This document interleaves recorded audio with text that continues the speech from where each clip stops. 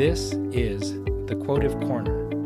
Whether you're easing into your morning, pushing through the middle of a packed day, or finally catching a quiet moment at night, I appreciate you making time to think with me. Let's look at a quote that feels clever at first, and then starts to feel uncomfortably accurate.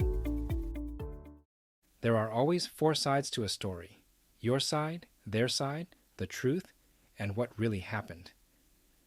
This line is often attributed to Swiss philosopher and composer Jean-Jacques Rousseau, though there is no verified record of him writing it.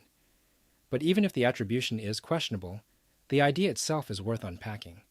Because we all know the first two sides very well. Your side, their side. We live inside our own narratives. We know our intentions. We know our reasoning. We know the context we were carrying at the time. When we tell our version of events, we're not usually lying. We're interpreting. And the other person? They're doing the exact same thing. That's where it gets interesting. The quote suggests that beyond these two subjective accounts, there's the truth. And then, even beyond that, what really happened? At first glance, that sounds redundant. Isn't the truth what really happened? Not necessarily. The truth, in many conflicts, is the version that feels most fair when both perspectives are weighed. It's the negotiated middle ground, the reasonable synthesis. But what really happened may include factors neither side fully perceived. Memory distortion, emotional bias, selective attention, miscommunication, tone misread, context misunderstood. Human beings are not recording devices. We are interpreters. Psychologists have studied this extensively. Memory is not a perfect playback system. It's reconstructive. Every time you recall an event, you subtly reshape it. Details fade, emotions intensify or soften, narratives tighten. So when two people disagree about what happened, it doesn't automatically mean one is lying. It often means both are filtering. Rousseau, authentic quote or not, was deeply interested in how individuals justify themselves. In his autobiography titled Confessions, he famously attempted to lay bare his life, insisting he would present himself honestly. And yet critics have long noted that even his self-portrayal contains blind spots and self-justifications. That's human. We see ourselves from the inside. We see others from the outside, and those are not symmetrical perspectives.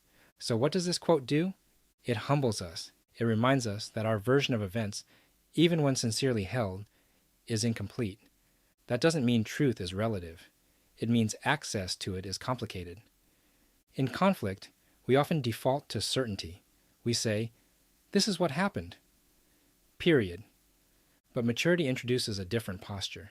It says, "This is what I experienced, but I may not have seen everything." That small shift changes the tone of everything. It doesn't eliminate accountability. It doesn't excuse wrongdoing. It simply creates room for nuance. And nuance is not weakness. It's strength under control. There's also something deeper here. The quote separates the truth from what really happened. That suggests an uncomfortable possibility.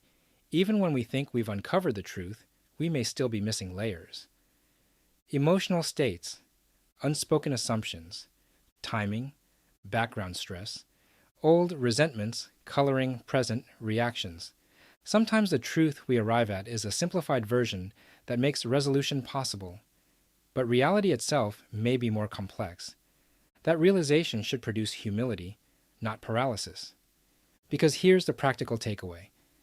When you find yourself in conflict, personal, professional, or otherwise, pause before locking into your version as complete. Ask yourself, what might I be missing? What did I assume? What was I feeling that shaped my interpretation? What might they have been carrying that I couldn't see? Those questions don't weaken your position. They strengthen your understanding. And understanding is often more powerful than victory. We live in a culture that rewards decisive narratives. Quick judgments, clear villains and heroes, clean storylines. But real life rarely unfolds that neatly. There are layers, there are misinterpretations, there are unintended consequences, and acknowledging that doesn't make you indecisive. It makes you disciplined. It keeps you from becoming overly attached to your own certainty. And in a world where certainty is often loud and aggressive, quiet intellectual humility stands out. This quote, authentic Rousseau or not, serves as a reminder. Perception is not the whole picture. Your side matters, their side matters, but neither alone defines reality. And the closer you get to recognizing that, the closer you move toward wisdom. Thanks for spending time here at the Quotive Corner.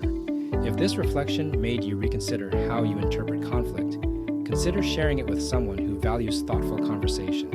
And remember, wisdom isn't in the quote, it's in the reflection. Until our next pause together.